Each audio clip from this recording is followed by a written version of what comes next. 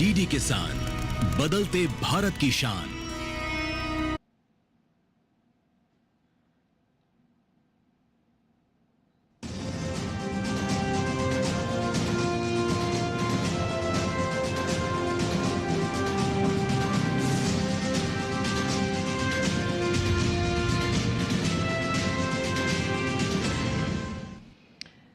नमस्कार, किसान समाचार में आप सभी दर्शकों का स्वागत है। मैं हूं साइमा खान। नजर डाल लेते हैं सबसे पहले हेडलाइंस पर। केंद्रीय कृषि व किसान कल्याण मंत्री शिवराज सिंह चौहान ने छठे अंतर्राष्ट्रीय कृषि विज्ञान सम्मेलन 2025 का किया उद्घाटन। 3 दिन तक चलने वाले सम्मेलन में विषयगत संगोष्ठी, पोस्टर प्रस्तुति, प्रदर्शनी और युवा वैज्ञानिकों एवं विद्यार्थियों की बैठकों का आयोजन।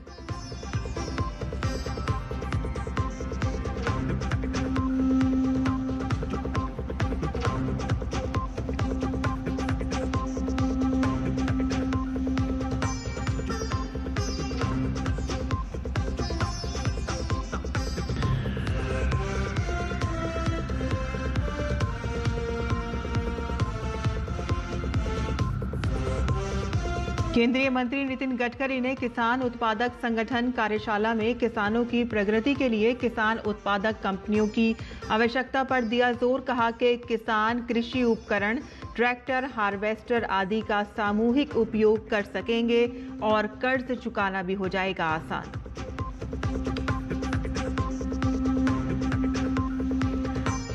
टैरिफ के बाद भारत का सी फूड सेक्टर यूएस से बढ़ा आगे। वित्त वर्ष 2026 के पहले 5 महीनों में 18% बढ़ा झींगा निर्यात।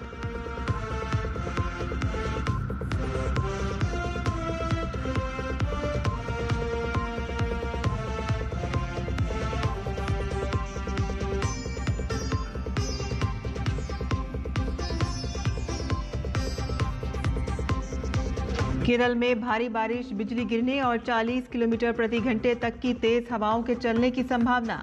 मौसम विभाग का दक्षिण पूर्व अरब सागर में साइक्लोनिक सर्कुलेशन के मजबूत होने के कारण अलर्ट। कोट्टयम, एर्नाकुलम और इडुक्की सहित कई इलाकों में येलो अलर्ट जारी।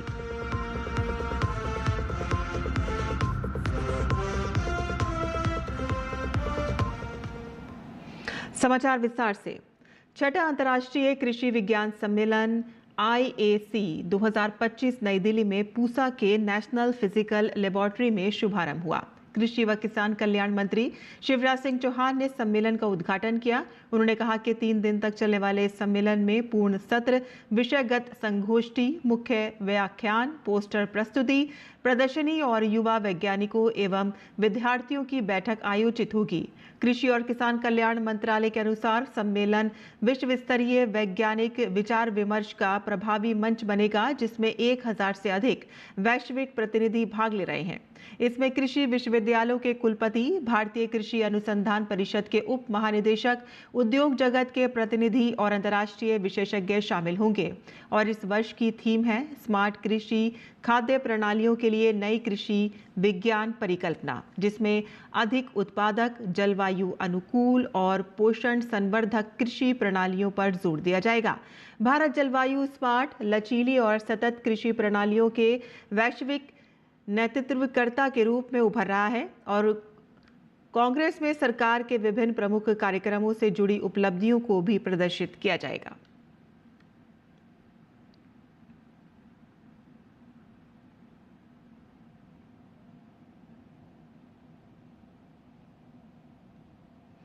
मध्य प्रदेश में नदी जोड़ो लिंक परियोजना के तहत राज्य से गुजरने वाली 6 नदियों को आपस में जोड़कर उनका पानी कम सिंचित क्षेत्रों में ट्रांसफर करने से खेती में बड़ा लाभ पहुंचा है। मध्य प्रदेश में 100 लाख हेक्टेयर जमीन को नदियों के पानी से सिंचाई करने के प्लान के तहत नदियों को जोड़ा जा रहा है और इससे किसानों की सिंचाई लागत घटने में मदद मिलेगी और समय पर भरपूर पानी की उपलब्धता बनी रहेगी। अब केंद्रीय कृषि एवं किसान कल्याण मंत्री शिवराज सिंह चौहान ने बेतवा नदी को पराशरी नदी से लिंक करने की बात कही है, ताकि गंजब सौदा इलाके से किसानों को सिंचाई और आबादी को पेयजल के लिए भरपूर पानी 12 महीने मिलता रहे। केंद्रीय कृषि एवं किसान कल्याण मंत्री शिवराज सिंह चौहान ने मध्य प्रदेश में विदिशा जिले के गंजब सौदा में विकास कार्यों का शुभारंभ किया और इस मौके पर उन्होंने कहा कि वे किसानों और ग्रामीणों की मदद के लिए हमेशा तैयार रहते हैं और उन्हें किसी भी चीज की कमी नहीं होने देंगे।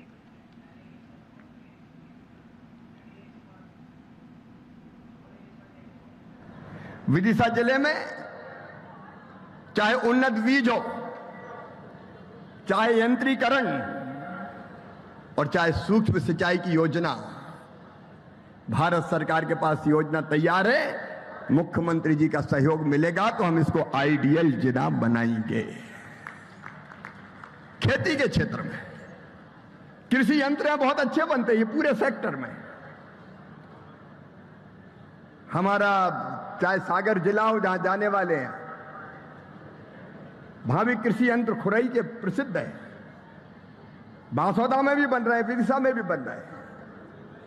तो कृषि यंत्रीकरण की दृष्टि से हम इस औद्योगिक क्षेत्र में नया चमत्कार कर सकते हैं। बांसौदा के बहनों और भाइयों, मुख्यमंत्री जी के साथ, क्योंकि राज्य सरकार के सहयोग के बिना काम नहीं हो सकते, आज हमारी हेलीकॉप्टर में भी कृषि रोड मैप के लिए चर्चा हुई है। और बांसौदा, विदिशा, रायसेन ये सब जिले ऐसे हैं जो अद्भुत खेती के लिए जाने जाते हैं। यहां का मेहनती किसान, यहां की उर्वरा भूमि अगर और ठीक से प्लान बन जाए तो चमत्कार कर सकती है। पंजाब हरियाणा को मात देने की क्षमता हमारी धरती मां में है। केंद्रीय मंत्री नितिन गडकरी ने कहा कि किसानों की प्रगति और विकास के लिए हमें किसान उत्पादक कंपनियों का एक शीर्ष संगठन बनाना होगा और इन कंपनियों के माध्यम से किसान कृषि उपकरण, ट्रैक्टर, हार्वेस्टर आदि का सामूहिक उपयोग कर सकेंगे और कर्ज चुकाना भी आसान हो जाएगा। किसान उत्पादक संगठन पर आयोजित एक कार्यशाला को संबोधित करते हुए उन्होंने कहा कि किसानों की सभी समस्याओं को जिले के कमिश्नरेट स्तर पर किसान उत्पादक कंपनियों के माध्यम से हल किया जाना चाहिए।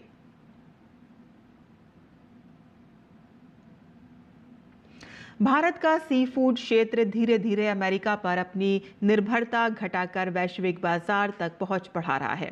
गैर अमेरिकी बाजारों से तेल मांग की वजह से एक्सपोर्ट वैल्यू $2.43 बिलियन तक पहुंच गई है। अमेरिका की ओर से बढ़ते टैरिफ दबाव के बीच भारत वियतनाम, चीन, बेल्जियम और रूस जैसे बाजारों में तेजी से विस्तार कर रहा है।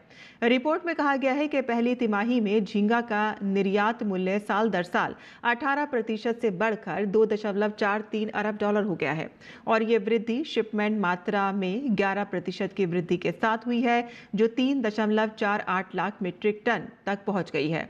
इस वृद्धि में मुख्य योगदान गैर अमेरिकी बाजारों का रहा, जिनका निर्यात मूल्य में 86% योगदान रहा।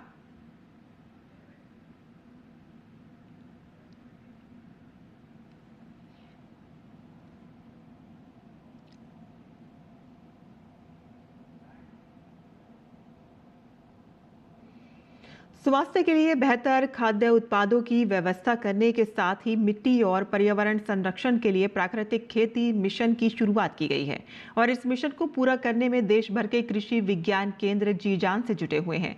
ऑर्गेनिक और प्राकृतिक खाद्य उत्पादों की बाजार में बढ़ती मांग और अच्छी कीमत को देखते हुए युवा इस ओर आकर्षित हो रहे हैं और इसीलिए गाजियाबाद कृषि विज्ञान केंद्र ने युवाओं को ट्रेनिंग देने की शुरुआत की है। पहले चरण में 26 युवाओं को ट्रेनिंग दी जा रही है और खेती की बारीकियां सिखाई जा रही हैं और जल्द ही ट्रेनिंग के दूसरे चरण में और युवाओं को शामिल किया जाएगा।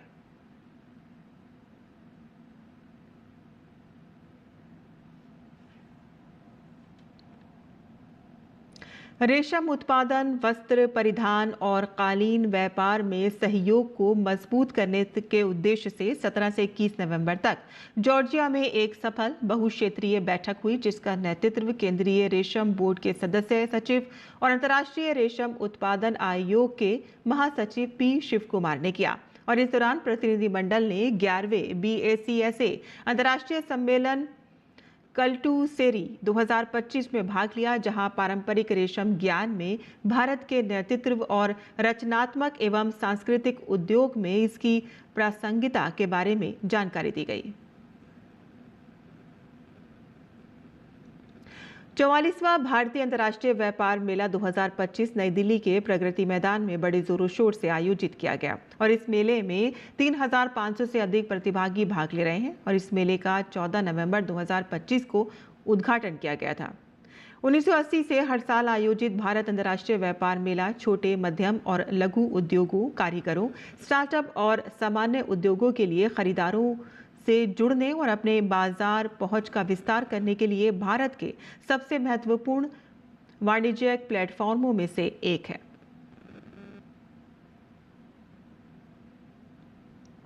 दिल्ली में चल रहे अंतर्राष्ट्रीय व्यापार मेले में हर दिन काफी संख्या में दर्शक पहुंच रहे हैं। यह लद्दाख के उत्पादों ने भी मेले में अपनी अलग पहचान बनाई है, तो वहीं काफी संख्या में हर्बल उत्पाद भी यहां देखे जा सकते हैं। जीएसटी की दरें कम होने से व्यापारी वर्ग भी मेले में काफी उत्साहित है और मेले में हर दिन राज्य दिवस समारोह में सांस्कृतिक कार्यक्रम भी पेश किए जा रहे हैं। पेश है हमारे संवाददाता गिरीश निशाना की यह रिपोर्ट। दिल्ली के भारत मंडपम में चल रहे 44वें भारत अंतर्राष्ट्रीय व्यापार मेले में काफ़ी संख्या में हर दिन दर्शक पहुंच रहे हैं। लोग यहां जमकर खरीदारी भी कर रहे हैं। अंतर्राष्ट्रीय व्यापार मेले में लद्दाख के उत्पाद भी देखे जा सकते हैं। निखिल जी हमारे साथ हैं। सर, क्या हाथ में ले रखा है आपने? सर, ये लद्दाख की संजीवनी बूटी है। इसका नाम है सी बकथॉर्न और सी बकथॉर्न जाना जाता है अपनी हाई ऑरैक वैल्यू के लिए, यानी हाई एंटीऑक्सीडेंट वैल्यू के लिए। कहा जाता है कि इसमें सेब में 100 ग्राम में 2,500 ऑरैक पॉइंट्स होते हैं, अनार में 5,000 पॉइंट्स होते हैं और सी बकथॉर्न के अंदर 1.25 लाख पॉइंट्स तक पाए जाते हैं। यानी हम ये कह सकते हैं कि 10 ml सी बकथॉर्न का आपको आधा किलो सेब के बराबर का एंटीऑक्सीडेंट दे सकता है। और इस प्रकार के मौसम में जहाँ पे प्रदूषण इतना ज़्यादा हो रहा है, तो जो ऑक्सीडेंट्स बॉडी में जा कर के डैमेज कर रहे हैं, जो फ्री रेडिकल प्रोड्यूस कर रहे हैं, ऐसे में लोगों को ज़रूरत है हाई एंटीऑक्सीडेंट फूड्स को कंज्यूम करने की। और उसमें सी बकथॉर्न अपने आप में एक बहुत कन्वीनियंट सोर्स बन जाता है लोगों को एंटीऑक्सीडेंट देने का। लगता है किस तरह का रुझान मिल रहा है लोगों का यहाँ पर? हम ट्रेड फेयर में 2 साल पहले से आना शुरू करे थे और 2 साल पहले और पिछले साल तक बहुत ज़्यादा अवेयरनेस नहीं थी, लेकिन जो लोग आते थे वो सुन के एक्साइटेड ज़रूर होते थे। मगर इस साल लोगों में उत्साह कुछ अलग ही देखने को मिल रहा है। लोगों में जागरूकता है, लोग पहले से सी बकथॉर्न के बारे में जान रहे हैं। मेले में काफ़ी संख्या में हर्बल प्रोडक्ट भी देखने को मिल रहे हैं। यहाँ जो महिलाएं हैं काफ़ी खरीदारी करती नजर आ रही हैं। सौंदर्य प्रसाधनों पे काफ़ी भीड़ है। अंगद जी लेकर आए हैं, बात करते हैं। किस तरह का उत्पाद लेकर आए हैं? हाँ जी, हमारा ये हर्बल ब्रांड कलेक्शन जो हम 30 साल से 40 साल से अपने ब्रांड चला रहे हैं, हम यहाँ लाते हैं और हमें बहुत अच्छा रिस्पांस मिलता है। लोगों से सबसे प्यार मिलता है और हम ऐसे ही प्रमोट करते रहे, यही हमारी आशा है हमेशा आते रहे। महिलाओं का किस तरह का रुझान है, क्योंकि वो सौंदर्य प्रसाधन? बिल्कुल, महिलाएं इंटरेस्टेड हो रही हैं और जो जीएसटी कम हुआ है उससे भी हमें बड़ा लाभ मिला है। शैम्पू पे जो जीएसटी कम हुआ है उससे हमें काफ़ी राहत मिली है और सारे और पावर बढ़ रही है खरीदने की। मेले में रोजाना सांस्कृतिक कार्यक्रमों का भी आयोजन हो रहा है। मध्य प्रदेश ने भी अपना राज्य दिवस समारोह मनाया। इसमें कलाकारों ने रंगारंग सांस्कृतिक कार्यक्रम पेश किए। कैमरामैन आनंद कुमार और श्रीनिवास के साथ गिरीश निशाना, डीडी न्यूज, दिल्ली। और दिल्ली में चल रहे अंतर्राष्ट्रीय व्यापार मेले में राज्यों के स्वादिष्ट व्यंजन लोगों को खूब लुभा रहे हैं। यहाँ खानों के स्टॉलों पर भीड़ पहुंच रही है। पंजाब में मक्के की रोटी, सरसों का साग लोगों की पहली पसंद बना हुआ है। और क्या खास है यहाँ, इसका जायजा लिया हमारे संवाददाता गिरीश निशाना ने। 44वें अंतर्राष्ट्रीय व्यापार मेले में लोग जमकर खरीदारी कर रहे हैं और खरीदारी करने के साथ लोग देश भर के अलग अलग राज्यों के व्यंजनों का लुत्फ भी उठा रहे हैं। यहाँ पर एक साडा पंजाब है जहाँ पर देश भर के व्यंजन देखने को मिल रहे हैं। क्या खास है इन व्यंजनों की, इस पर ज़्यादा बात करने के लिए हमारे साथ मौजूद हैं अनुराग राणा जी। पंजाब खाने पीने के लिए और हमारे कल्चर प्रोग्राम्स के लिए बहुत मशहूर है। तो हमने पंजाब की जो ट्रेडिशनल डिशें, अमृतसरी कुलचा है, मक्के की रोटी, साग है, अमृतसरी सोया चाप है, लस्सी है, न्यूट्री कुलचा है। हमारे पास बहुत सी वैरायटी है। अमृतसरी नॉन वेज भी हमारे पास है, वेज काठी कबाब है हमारे पास। हमने एक फ्रेंडशिप फूड हमने रखा है जो सिड्डू है हमारे हिमाचल। तो हमने तकरीबन कुजीन्स को यहाँ पर इकट्ठा करके एक पंजाब के अंदर बहुत अच्छा टेस्ट हमने दिया है और लोगों को काफ़ी पसंद आ रहा है। यहाँ पर क्या पसंद किया जा रहा है? सबसे ज़्यादा हमारा ट्रेडिशनल मक्के की रोटी, साग, हमारा अमृतसरी कुलचा, लस्सी बहुत पसंद कर रहे हैं लोग। सोया चाप को बहुत, क्योंकि हमारे पास प्योर वेज, वो सोया चाप वो नहीं है कि हम आटा मैदा की जो मिक्स हो गया नहीं, हमारे पास प्योर वेज सोया चाप है जो इस बार हम पहली बार उसे लेके आए। और दूसरा, लोगों को बहुत सी चीज़ें ऐसी पसंद आ रही हैं जो हम वैरायटी रखी हुई है। मटर कुलचा है, न्यूट्री कुलचा है, बन कुल भरवा कुलचे हैं जो लोगों को बड़े स्टफ कुलचे जो लोगों को बहुत पसंद आ रहे हैं, लोग ज़्यादातर यही खा रहे हैं। वेरियस व्यंजन मिल रहे हैं, कहाँ केरला का है, कहाँ उत्तर प्रदेश का है, महाराष्ट्र का है, पंजाब का है, तो वैरायटी बहुत है। इस बार क्राउड काफ़ी कम है, which is a good point. बहुत सारी अच्छी चीज़ें, मक्के की रोटी, सरसों का साग है। राजस्थानी खाना भी मिल रहा है, वो भी हमने खाया था, अभी परसों आए थे 3-4 दिन पहले, वो भी बहुत अच्छा था। सभी चीज़ बहुत अच्छी है। वड़ा पाव है, मतलब बहुत टाइप का, और मैंने छोले भटूरे ट्राई किए, वो भी बहुत टेस्टी थे और फीसेबल भी है, मतलब ज़्यादा एक्सपेंसिव भी नहीं है फूड, तो सब बहुत टेस्टी है। अगर आप भी अंतर्राष्ट्रीय व्यापार मेले में घूमने आ रहे हैं तो इन लजीज व्यंजनों का लुत्फ उठाना ना भूलें। कैमरामैन राजकुमार और प्रवीण कुमार के साथ गिरीश निशाना, डीडी न्यूज, दिल्ली। आगे बढ़ते हैं, जहां केरल में 23 नवंबर यानी कि आज भारी बारिश, बिजली गिरने और 40 किलोमीटर प्रति घंटे की तेज हवाओं की संभावना है। भारतीय मौसम विभाग ने दक्षिण पूर्व अरब सागर में साइक्लोनिक सर्कुलेशन के मजबूत होने के कारण अलर्ट बढ़ा दिया है। IMD के मुताबिक केरल और लक्षद्वीप में 26 नवंबर तक गरज के साथ बारिश जारी रहने की संभावना है और साथ ही सबरीमाला तीर्थ यात्रा के चलते पहाड़ी मंदिरों जाने वाले भक्तों को सावधानी बरतने की सलाह दी गई है। तिरुवनंतपुरम, कोल्लम, पठानमथिट्टा और अलपुझा, कोट्टयम, एर्नाकुलम और इडुक्की में येलो अलर्ट जारी किया गया है और 24 नवंबर को तिरुवनंतपुरम, कोल्लम, पठानमथिट्टा और अलपुझा, पलक्कड़ और मल्लापुरम अलर्ट पर है।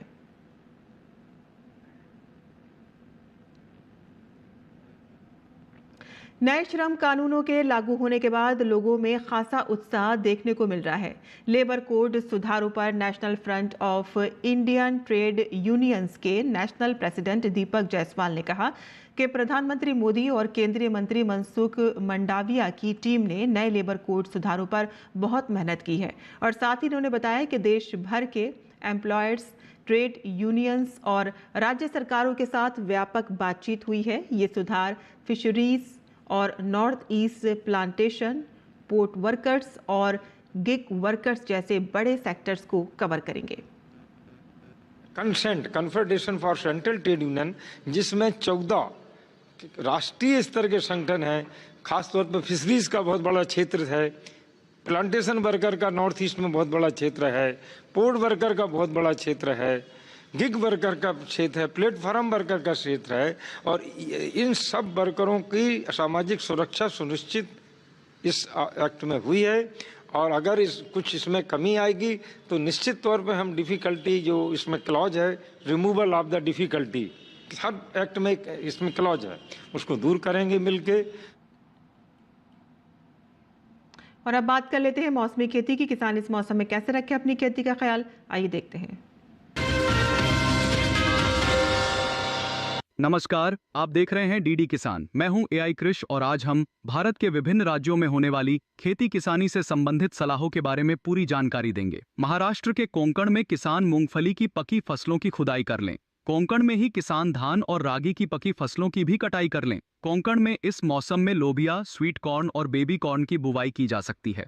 साथ ही यहाँ के किसान इस समय टमाटर, मिर्च और बैंगन की नर्सरी भी लगा सकते हैं। मध्य महाराष्ट्र के किसान धान, प्याज और कपास की पकी फसलों की कटाई और तुड़ाई का काम कर लें। मध्य महाराष्ट्र में इस समय गेहूं, ज्वार और कुसुम की बुवाई की जा सकती है। वहीं महाराष्ट्र के मराठवाड़ा में किसान कपास की पकी फसलों की तुड़ाई जारी रखें। यहाँ इस समय मूंगफली, गेहूं और कुसुम की बुवाई की जा सकती है।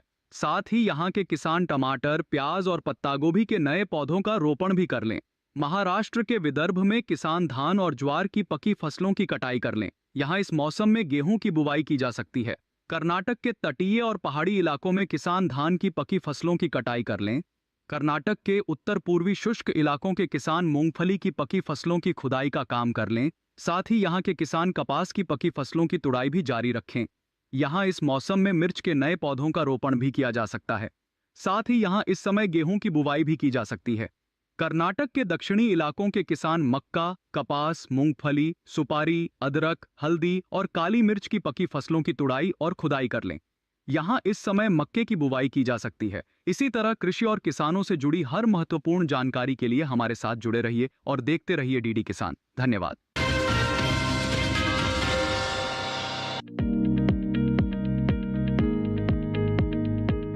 धनी की खेती के लिए दोमट मिट्टी सबसे अच्छी मानी जाती है। इसे अच्छे जीवांश युक्त भारी भूमि में भी उगाया जा सकता है। खेत में जल निकासी का उचित इंतजाम जरूरी है। बोने से पहले खेत को अच्छी तरह जोत ले और मिट्टी को भुरभुरा बना ले। साथ ही मिट्टी को समतल कर ले। आखिरी जुताई में 100 से 120 क्विंटल प्रति हेक्टेयर की दर से गोबर की खाद मिला दे। बीज की मात्रा बुआई और सिंचाई की दशा पर निर्भर करती है। सिंचित दशा में 12 से 15 किलो बीज प्रति हेक्टेयर डाले, जबकि असिंचित दशा में इतनी ही जमीन के लिए 25 से 30 किलो बीज की जरूरत होगी। बोने से पहले बीज को उपचारित जरूर कर ले। साथ ही बुआई से पहले बीज को 12 घंटे पानी में भिगो कर रखें। कतार से कतार की दूरी 20 से 30 सेंटीमीटर, जबकि गहराई 2 से 2.5 सेंटीमीटर रखें। पूरी फसल में 4-5 सिंचाई की जरूरत होती है। पहली सिंचाई बुआई के 30 से 35 दिन बाद, दूसरी 60 से 70 दिन बाद, तीसरी 80 से 90 दिनों के बाद और चौथी 100 से 105 दिन बाद करें। पहली सिंचाई के बाद निराई गुड़ाई करके खरपतवार निकाल दे। 1 माह बाद फिर से निराई गुड़ाई करें। खरपतवार की रोकथाम के लिए विशेषज्ञों की सलाह पर उचित दवाओं का छिड़काव करें। धनिये में उकठा रोग चूर्णिल आसिता रोग हो सकता है। इसे ग्रामीण भाषा में दहिया भी कहा जाता है। रोकथाम के लिए रोग अवरोधी प्रजातियां बोकर भी बीमारियों से बचा जा सकता है। फसल चक्र अपनाना भी बेहतर रहता है, लेकिन किसान इस बात का ध्यान रखे कि फसल में किसी भी तरह की दवा का छिड़काव करने से पहले कृषि विशेषज्ञों की सलाह जरूर ले। पूरी फसल होने पर पत्तियों की तुड़ाई सावधानी से करें। ध्यान रहे तोड़ते समय पत्तियां बर्बाद ना होने पाए। 1 हेक्टेयर जमीन से 125 से 140 क्विंटल तक हरी पत्तियां ली जा सकती है।